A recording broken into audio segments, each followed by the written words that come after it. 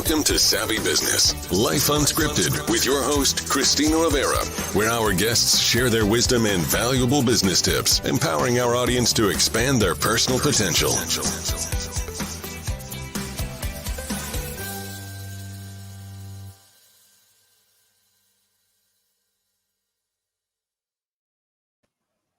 All righty. Hi, guys. Welcome. This Hey. is Unleash Your Story for our new Savvy series here. And we are super exciting, guys. We usually don't do this. We have a co-host joining us today. Shaily, please introduce yourself to everyone. Give them a little scoop on what you're all about. Oh, absolutely. So a lot of the businesses out there that I talk to, the small businesses, they get their business by referral, by word of mouth. But one thing that they're doing or they're not doing is really staying in touch with the people they need to serve. So I help you stay top of mind with your referral network so that you can be unforgettable and so that people remember you as being awesome at what it is that you do. I'm at yoursocialmediasherpa.com, giving you clarity and accountability, doing your own marketing. Thanks for having me, Christina. I love every time we get to do a show together because you really know how to pull people's stories out and help make people shine. So I'm so glad to partner up with you today. Oh, me too. I'm so grateful. And we have none other than Maria. Is it Grimm? How do you say it? Grimm, like the Grimm fairy tales. Ooh, I know. remember reading those as a kid. And you're the founder of Riley, which I thought was really interesting because I love that it's called meetriley.com. And I'm going to love for you to share a little bit about how that came about. Why did you call it Meet Riley, by the way? Well, so the name's actually Relly, and the name has come from a Grimm fairy tale of Cinderella. So Jack and Gus used to call Cinderella Cinderelli. So we called it Relly, and just like Jack and Gus helped Cinderella transform for the ball, we can help businesses transform their brand. Ooh, cute. That's a really cool way to put it. Now, how did you come across the whole Clubhouse thing? And how did that come across for you? So I actually got introduced by, Relly is made up of a bunch of different marketing experts who provide marketing advice, whether on-demand courses or in weekly live Q&A chats. And one of an old colleague of mine who we stayed in touch, she is a digital marketing strategist for Corning Gorilla Glass.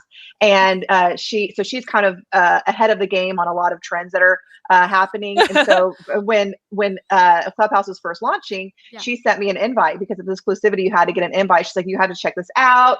It's a really cool platform. And so that's how I got introduced to Clubhouse and started kind of poking around and learning about what it was all about and what it had to offer. So, ooh, interesting. I want to dive into something here. I saw on your website, you have people that have worked with every single big brand out there, and that's incredible. But one thing I think is interesting about Clubhouse is that it's so personal, and it's like you can't be the big brand character on there. It's like you got to be present. That's something I noticed, and I wanted to put that out there to both of you because it's like it's much more like you, right? Yes. And I think that's the appeal. I think that because it's, and one of the things, the trends, I don't know if you guys haven't had a chance to attend Adweek, Social Media Week, New York City, back in May. It was a virtual conference. It wasn't in person, obviously. But they were even saying that big brands are kind of the future of digital is actually the authentic, everyday person. And that's where we're going to start seeing brands transition. And that 80% of content consumed on YouTube and Instagram is actually from like influencers or regular people. It's not these big, huge brands. So I love that you pointed that out. So. Absolutely. It's taking what only big networks could do and making it accessible to everyday people. I love that the power is coming back to the individual. I love it. And make it more real, what I'm saying, because with Facebook and all the social medias over the year, you see people being superstars. Then you find out, oh, their life's trash. They can't pay their bill. They just got divorced. They're depressed.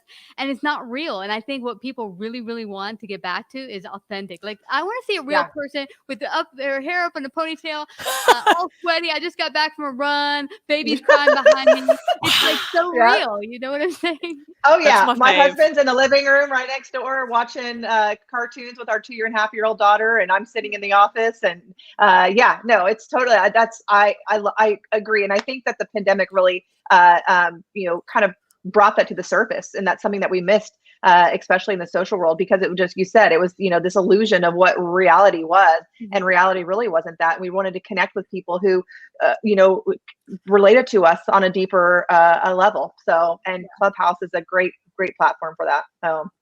Yeah, Absolutely. it certainly is.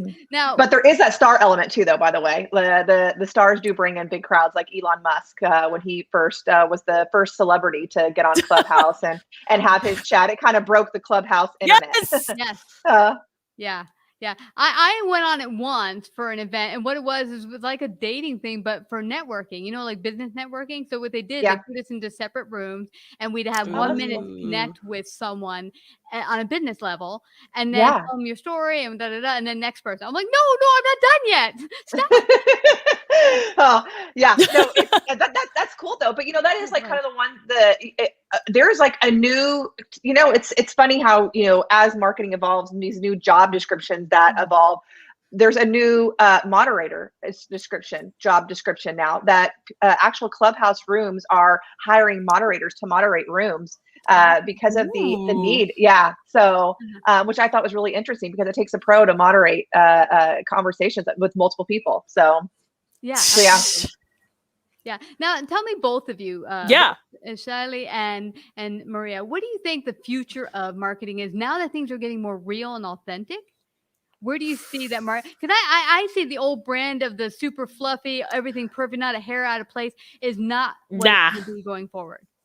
Absolutely. It's okay to be messy. It's totally okay to be messy. If you, I know we're going to talk a lot about Clubhouse, but if you, pay attention to anything on Instagram and Facebook, you'll start noticing ads on there aren't as polished and, high production. It's shot on your iPhone. Even commercials on TV. If you look at the commercials for HelloFresh, it's people in their own house filming that and sending it in to the company, and then them producing that, purposing it for TV commercials. People want that messiness. They want that realness. They don't want to feel disconnected from life.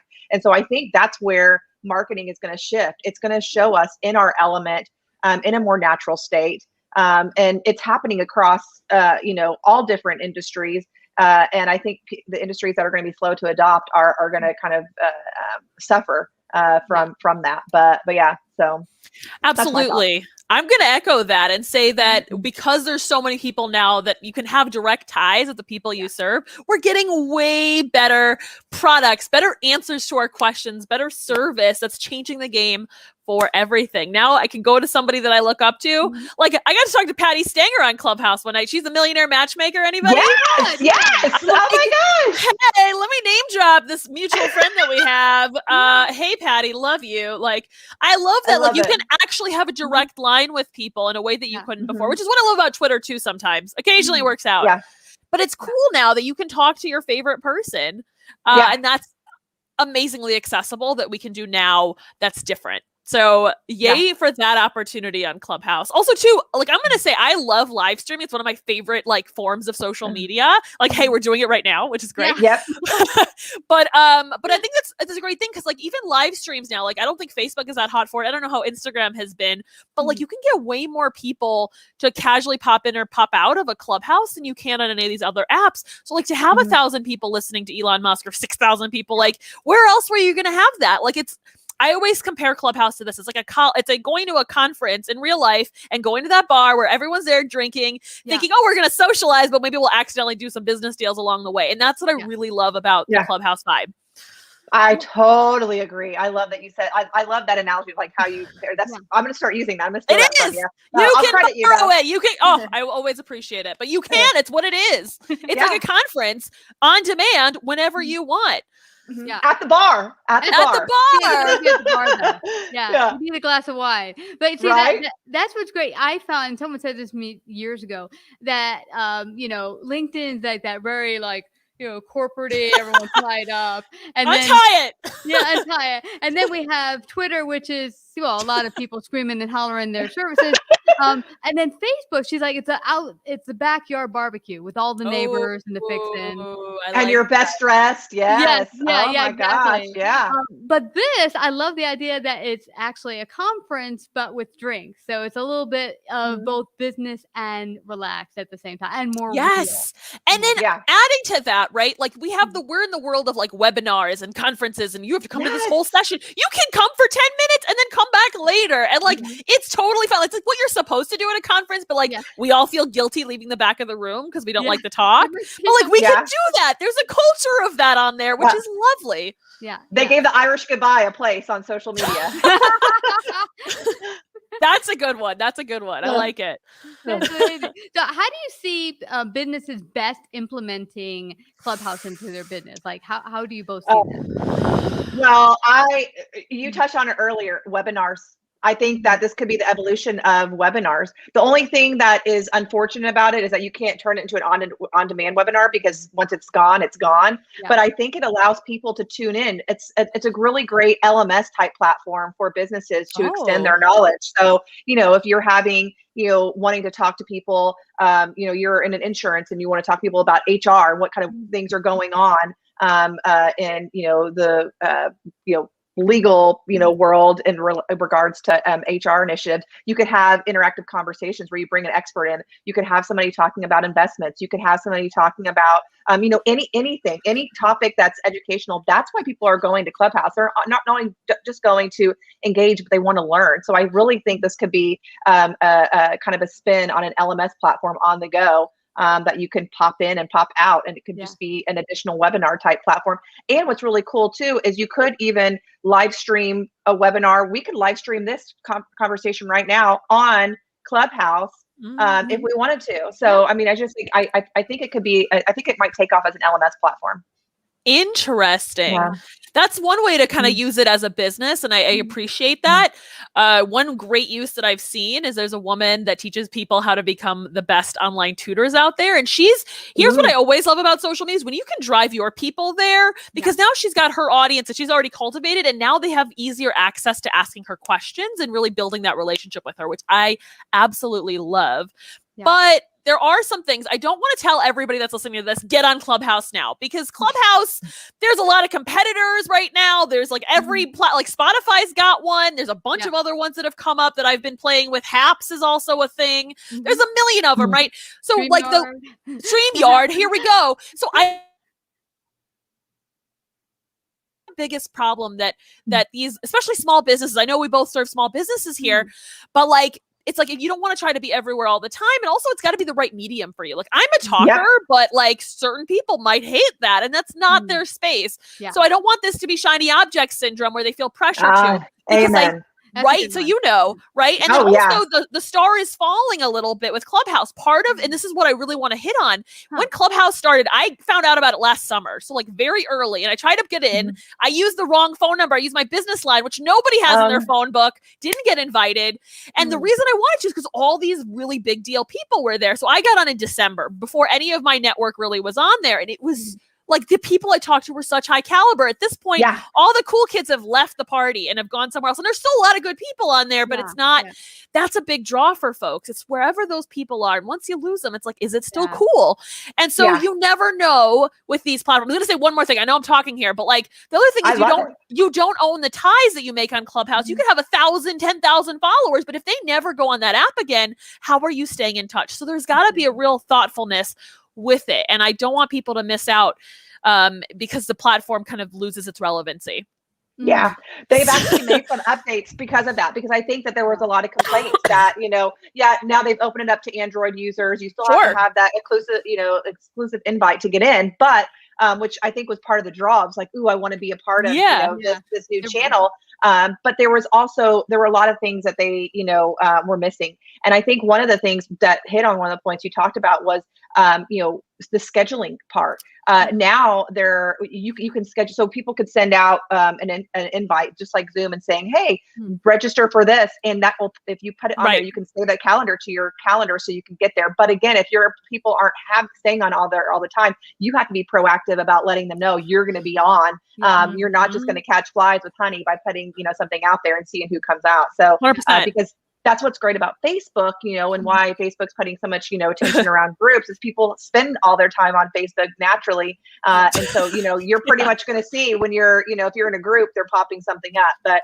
But yeah, no, you made some really good points. And I think that they really need to pay attention to what their user base wants and how they're utilizing the platform and grow with them. I get that they're in beta mode, and that's kind of the draw. But you know what? Part of me thinks, I'm wondering if they're building this up to be one of those platforms that gets gobbled up by one of the larger networks.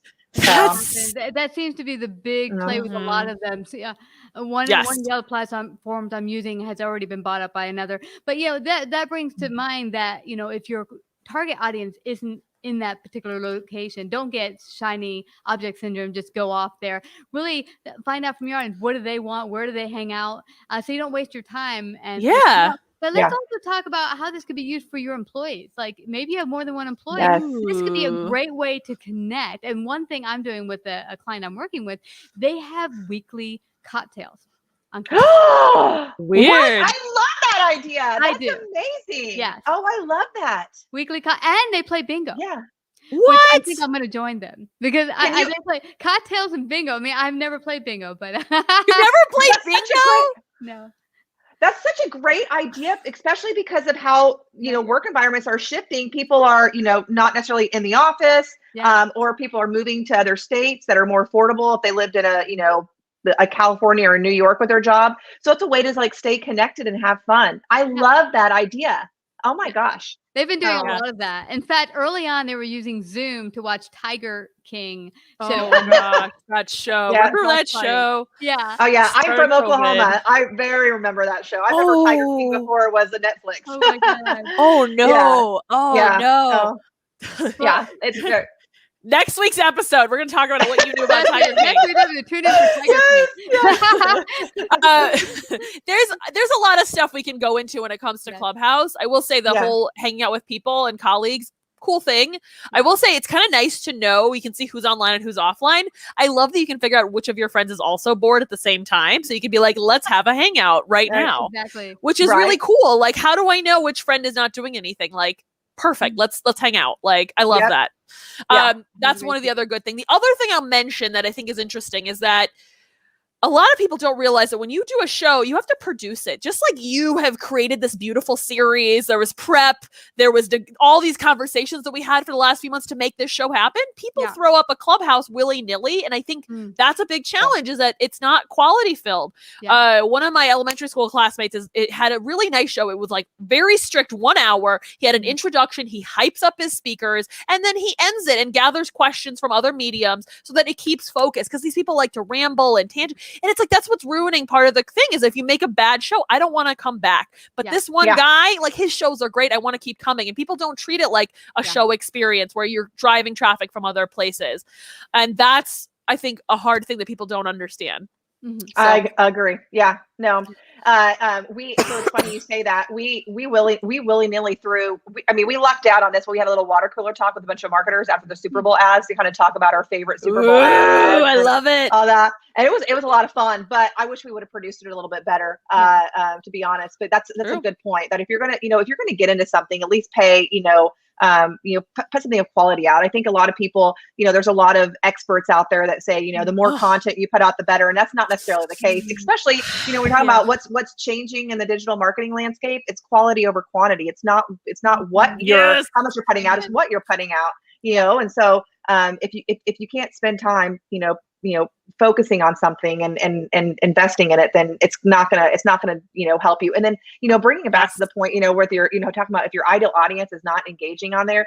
Another thing too, I think, is a lot of people, and one of the things that we stress a lot with Relly is we focus on your brand strategy, your marketing strategy, because everything that you do and you put out content wise needs to support your business goals. And if you're not building a marketing strategy based off your business goals, you're just going to be throwing spaghetti on the wall and seeing what sticks. And that's where people get that shiny object syndrome, and they're like, ooh, this is a new cool, they could help me. But it's like, run it through the funnel first. Does this meet any of your marketing objectives? Will this help you reach any of those goals, those measurable goals? And does it appeal to my audience? And if those two things check mark, then, try it out and see if it works. But, like your point, make sure you're putting effort into it and not just putting something out there just because it's the newest, latest thing. So yeah, because there's always going to be the newest, latest thing. You know what I love about this, Maria and Shaily, is that we just started out with things being kind of fake on social media, and that this, Clubhouse, the whole idea of Clubhouse is bring things more to reality, people to be more real, more authentic.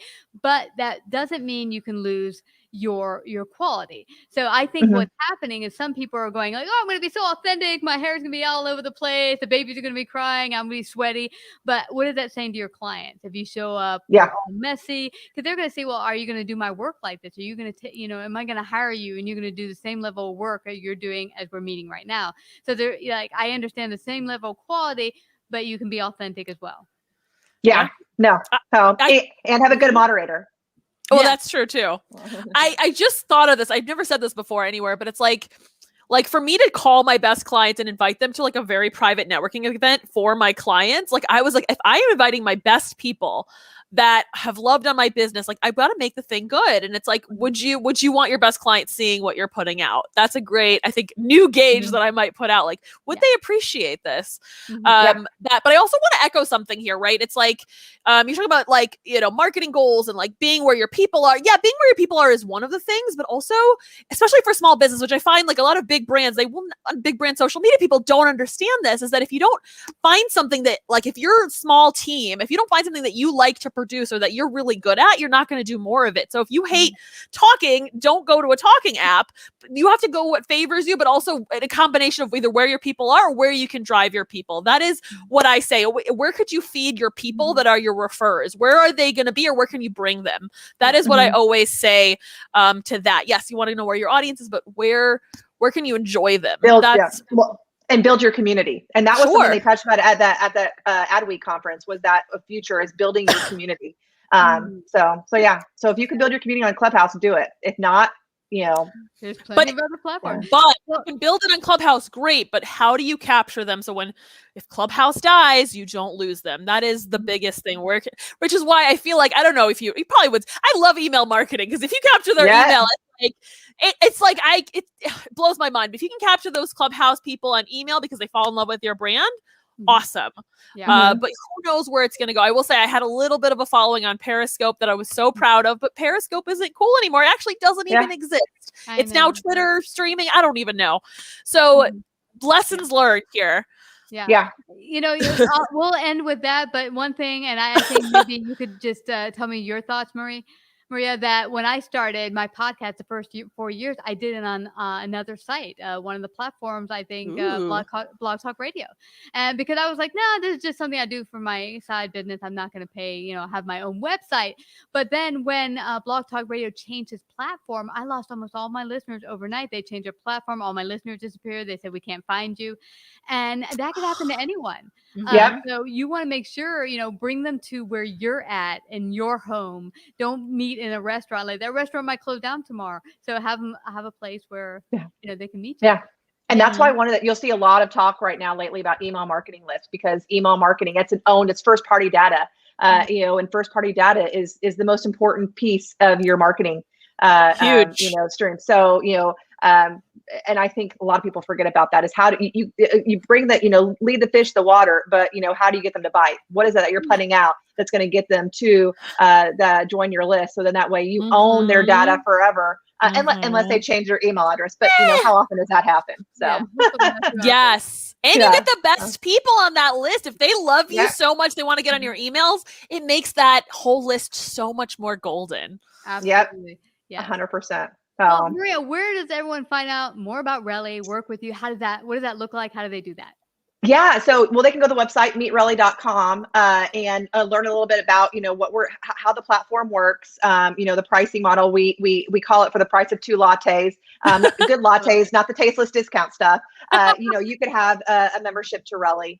And right now we're in beta mode. So we're really, kind of launching with our members and learning with our members and growing. We're a member first platform. So we're really, bringing our knowledge to the table and building courses and building resources and answering questions based off of what our members need. So now is the best time too, I feel like, join, because, they're getting a lot more attention and interactive. And we're building it together. It's not a product that we, have spent years researching and said, okay, now we built it. Now we don't need to do anything. It's going to evolve because marketing evolves. So meetrelly.com is where you can learn more about our platform. And if you want to find me, I'm on social media. I think I probably spend more time on LinkedIn and Instagram. Yeah. So yeah, I love LinkedIn. Same. Me too. Yeah. So, Love them. and it's kind of a sleeper hit. It's kind of, I think it's going to be the evolution of where business brands, hang out, because LinkedIn's going to be launching a couple new cool products within the next year too. So yeah. But yeah, no, that's where you can find me, Maria Grimm, and meetrelly.com. So That's awesome. I hope that answered your question. You certainly did. It's been a fabulous show. And Shaily, Absolutely. let everyone know where they can meet you. Give them your website, all that good Ooh, yeah. So that's awesome. Thank you for having me. I'm at yoursocialmediasherpa.com, where I have links to my YouTube, where I have full-length trainings that you can access today if you want them. I also have an opportunity for you to get my favorite LinkedIn profile example so that you can polish up how people see you. It's totally free. You can download it from yoursocialmediasherpa.com. And if you want to get more out of your referral network, I'm here for you. I'm going to take you from where you are, get you to where you want to go. And I leave you with my favorite social media quote. I did not write. Yeah, I know, right? I wish I wrote this. Social media is about the people, not about your business. Provide for the people, and the people will provide for you. Ooh. Yes. Amen. Well, Yeah. this has been a fascinating, awesome talk. Thank you so much, Shaily. Absolutely. Thank you so much, Maria Grimm. It's been awesome. Thank you for coming to Savvy Broadcasting. See you on LinkedIn. Bye, everybody. Yeah. Woo. Bye. Bye. Like, subscribe, and share this episode. To listen to more savvy episodes and savvy biz tips, go to www.lifeunscriptedradio.com. To find out about our paid sponsorship opportunities or how to become a guest, email Christina at lifeunscriptedradio.com.